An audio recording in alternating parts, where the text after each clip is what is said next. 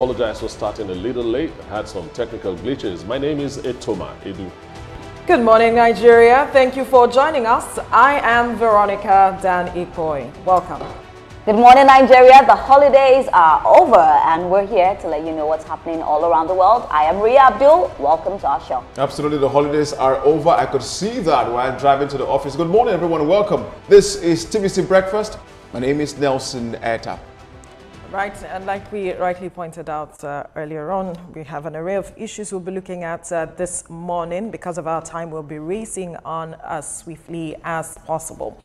So let's begin with the story, where the management of the Federal Medical Center in Abuja is insisting that the hospital has a policy not to reject any patient that comes through the emergency unit.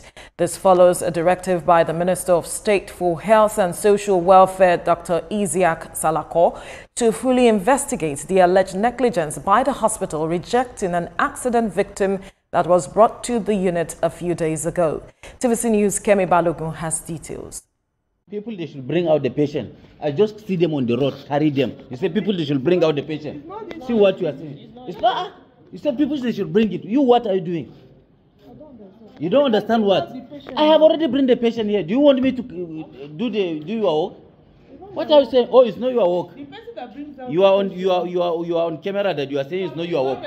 This viral video surfaced on social media over the weekend, stirring up widespread condemnation over the rejection of a patient in an emergency situation and the attitude of the health workers. See those people, they had an accident. I just carried them to hospital.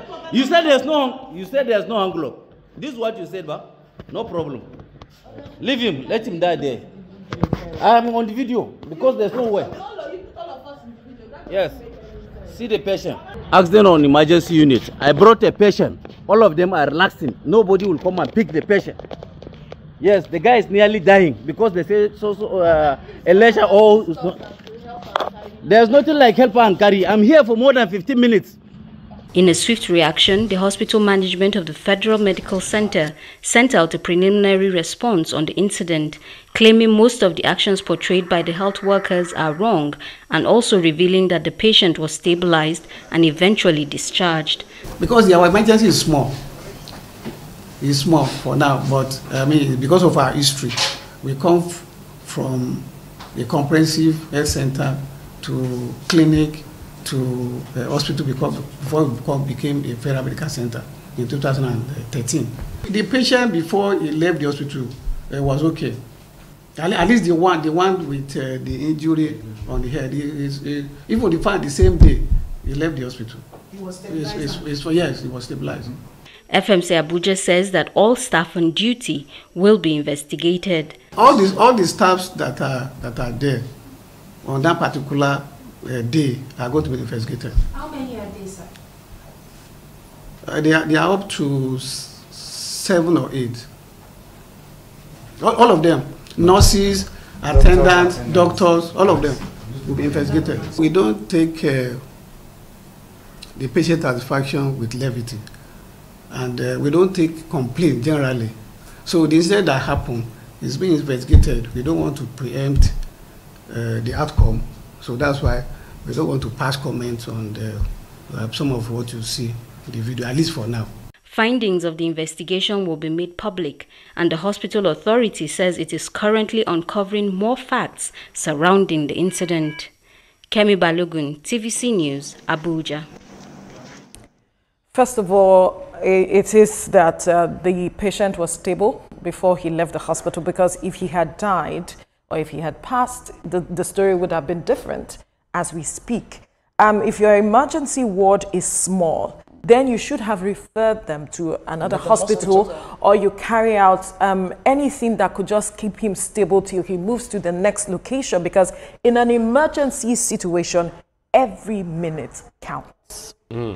I find it in bad taste that a senior officer is giving us excuses that the emergency unit is small, and come on, man, you are not a medical person, and you just gave a solution to that kind of situation. You know, this idea of not taking things seriously is getting too much, especially in the civil service. I'm not trying to, call them out or something. But that is what we see. Yeah, but today we are hearing about the medical center. Tomorrow it might be Ministry of Agric or whatever. It's the same thing over and over again. That should be dealt with. Yeah, absolutely. I strongly believe that. And look at how the nurses were just walking around like nothing was happening. Yeah. I tell people, when you sign an oath to take care of people, every life matters. You're supposed to be rushing and even find out how you can save the person. If this man had died, the story would have been totally different. And I find it really sad to also hear that a federal hospital, and we're talking about the emergency unit, is small. Nelson, I know a family friend who, as a result of these kind of negligence, lost her baby. And then in fact, it has happened. It had happened to me at some point, but unfortunately, or fortunately rather, what they were requesting for, we were able to send it to them because I was gasping for breath already, and then we now provided what they were asking for. No, it was beyond money. So, but then, what do you make of this? You know, I've also experienced this as well. Now, first of all, we call out the government where they do wrong as it concerns our medical workers in terms of welfare and all of that. We also commend our medical workers when they do right. Veronica, if you remember on this table, there was a story we took some time ago where some medical workers used their own blood to donate to a patient that came in because they didn't have a match.